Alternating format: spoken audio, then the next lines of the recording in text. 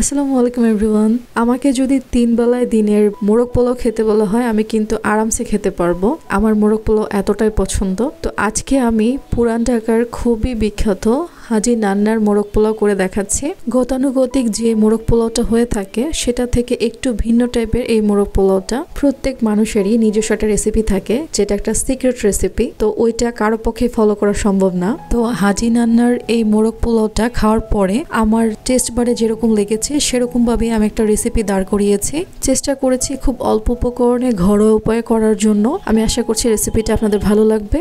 তো এটা রান্না করার জন্য প্রথমে একটু মশলা বানাতে হবে। প্রথমে 2টা তেজপাতা নিয়েছি, তেজপাতাটা এখানে দেখাইনি, আমি ব্লেন্ডারে নিয়ে নিয়েছিলাম এই 2টা তেজপাতা। তারপরে দারচিনি নিয়েছি 3 টুকরা, 7 থেকে 8টা নিয়েছি এলাচ, গোলমরিচ নিয়েছি 1 চা চামচ, 4টা নিয়েছি কালো এলাচ, 1 চা চামচ নিয়েছি জিরা, পোস্ত নিয়েছি, পোস্ত দানা যেটা সেটা 1 চা চামচ নিয়েছি এখানে, আর জয়ফল নিয়েছি একটা ছোট পুরা, আপনাদের যদি জয়ফলটা বড় হয় তাহলে হাফ নেবেন। জয়ত্রী নিয়েছি 2টা পাপড়ি এখানে, কাঠবাদাম নিয়েছি 1/4 কাপের মতো, আর নিয়েছি এখানে 7 থেকে 8টা আলু বোখরা। আলু বোখরাটাকে আমি পানির মধ্যে ভিজিয়ে রেখেছিলাম অনেকক্ষণ, যাতে আলু বোখরার যে বিচিটা আছে এটা বের করতে সুবিধা হয়। তো আলু বোখরাটাকে ভালোভাবে কচলে বিচিটা বের করে নিলেই হবে। এখন এই সবগুলো আলু বোখরা ছাড়া বাকি সবগুলো যে মশলা আছে সেগুলোকে ভালোভাবে ব্লেন্ড করে স্মুথ একটা পেস্ট করব। আমি পানি দিয়ে এগুলো ব্লেন্ড করে নিচ্ছি, আপনারা চাইলে এগুলো শুকনাও ব্লেন্ড করতে পারেন। আর আলু বোখরাটা কিন্তু এখানে মাস্ট বি ইউজ করতেই হবে। আর এই আলু বোখরা ইউজ করার জন্যই কিন্তু হাজি নান্নার মোরগ পোলাওয়ের টেস্টটা একটু ভিন্ন রকমের হয়। এদিকে প্যানে তেল দিয়ে তেলটা যখন গরম হবে সেটার মধ্যে দিয়ে দিচ্ছি আমি 250 গ্রামের মতো পেঁয়াজ। আপনারা চাইলে পেঁয়াজ একটু কমিয়েও দিতে পারেন। এখন এই পেঁয়াজটাকে আমরা বেরেস্তা করে নিব। পেঁয়াজটা যখন বেরেস্তা টাইপের হয়ে যাবে তার মধ্যে যে আলু বোখারাটা রেখেছিলাম সেটা এখানে দিয়ে দিব। মশলা দিয়ে দিচ্ছি, যেটা ব্লেন্ড করে রেখেছিলাম সেই মশলাটা এখানে দিয়ে দিচ্ছি। তারপর মশলাটা যে ব্লেন্ডারে ব্লেন্ড করেছিলাম সেটা ধুয়ে পানিও দিয়ে দিচ্ছি। আর এখানে আমি 1/4 কাপের মতো টক দই আর 3 টেবিল চামচের মতো টমেটো সস দিয়ে তারপর এটার মধ্যে দিয়ে দিয়েছি। এখন এই মিশ্রণটাকে আমি যতক্ষণ না কষে এটার তেলটা উপরে উঠে আসে সে পর্যন্ত এটাকে রান্না করব।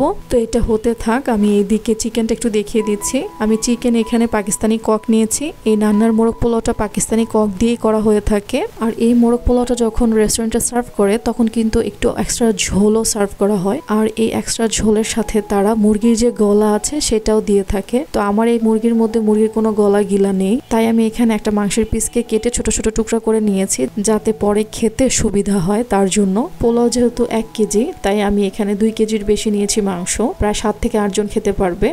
চিকেনটাকে ভালোভাবে ধুয়ে আমি কাঁটা চামচের সাহায্যে কেচে নিয়েছি। এ পর্যায়ে যখন মশলাটা কষে তেলটা উপরে উঠে এসেছে তার মধ্যে আমরা চিকেনগুলো দিয়ে দিব।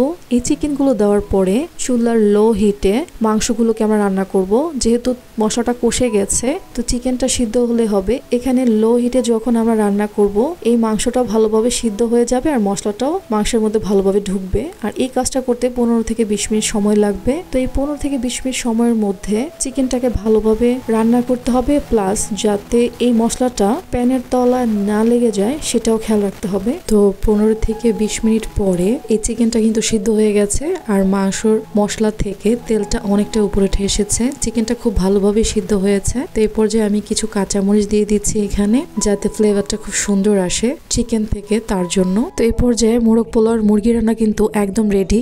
তো আমি কাঁচামরিচ দেওয়ার পরে 2 থেকে 3 মিনিটের জন্য এটাকে দমে রাখছি, আপনারা চাইলে নামিয়েও নিতে পারেন। এদিকে পোলাও রান্নার জন্য তেল দিয়ে তেলটা গরম হওয়ার পরে গরম মশলা দিয়ে দিচ্ছি। গরম মশলাটা যখন একটু বুদবুদ ক্রিয়েট হবে, একটু ভাজা ভাজা হবে, তখন দিয়ে দিচ্ছি পেঁয়াজ। পেঁয়াজটা যখন একটু হালকা নরম হবে তখন এটার মধ্যে দিয়ে দিব চাল। আমি এখানে 1 কেজি পরিমাণ চাল নিয়েছি, প্রথমেই বলেছি যেহেতু 2 কেজির পরিমাণ বেশি ছিল চিকেন, 1 কেজি নিয়েছি চাল। লো হিটে 3 থেকে 4 মিনিট সময় নিয়ে চালটাকে একটু ভেজে নিব, তাহলে কি হবে চালটা আর ভেঙে যাবে না। তো পরিমাণ মতো পানি দিয়েছি আর দিয়েছি 1 কাপ পরিমাণ এখানে মিষ্টি দই, আপনারা টক দই ইউজ করতে পারেন, খেতে মজা লাগবে। আর দিয়েছি 1 টেবিল চামচের মতো বিরিয়ানি মশলা দিয়ে চালটা আর পানিটা যতক্ষণ না পর্যন্ত সমান সমান হবে এই পর্যায়ে কিন্তু ঢাকবো না।